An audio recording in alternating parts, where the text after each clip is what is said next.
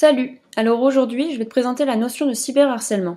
Le cyberharcèlement est une forme de harcèlement que Peter K. Smith, professeur de psychologie à Londres, spécialiste de harcèlement scolaire, décrit comme un acte agressif, intentionnel, perpétré par un individu ou un groupe d'individus au moyen de formes de communication électronique de façon répétée à l'encontre d'une victime qui ne peut facilement se défendre seule.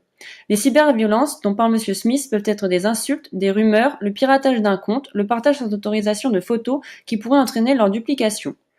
Comment expliquer ce phénomène de cyberharcèlement?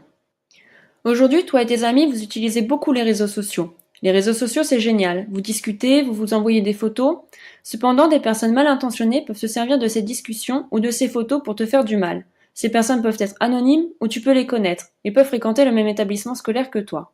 Internet est souvent mal compris par ces personnes, qui l'utilisent comme une zone de non-droit, un endroit où ils se sentent libres de tout faire, y compris du tort à des inconnus ou à leurs camarades. L'absence de contact physique favorisée par les nouvelles façons de communiquer peuvent rendre les harceleurs plus violents.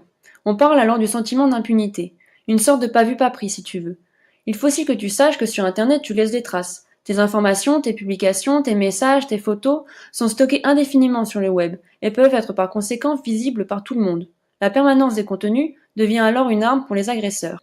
Mais alors, quelles sont les conséquences du cyberharcèlement?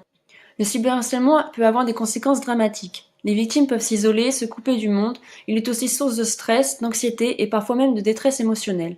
Le cyberharcèlement ne s'y limite pas au mur de l'école, il suit la victime jusque chez lui. Plus aucun endroit ne lui semble sûr, c'est pour cela qu'il ressent un sentiment d'insécurité. La concentration en classe et le travail scolaire peuvent aussi être affectés. Mais le cyberharcèlement peut aussi conduire à des conséquences plus dramatiques. Le suicide de plusieurs adolescents en témoigne. En 2013, Marion, harcelée sur les réseaux sociaux, s'est donné la mort.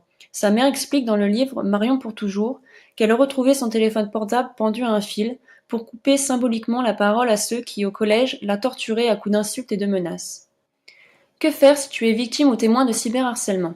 Si tu es victime de cyberharcèlement, le mieux, c'est de ne pas rester seul face à ce problème.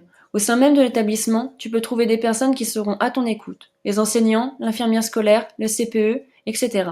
Mais tu peux aussi appeler le numéro qui s'affiche à l'écran. N'oublie pas que tes parents sont aussi là pour toi.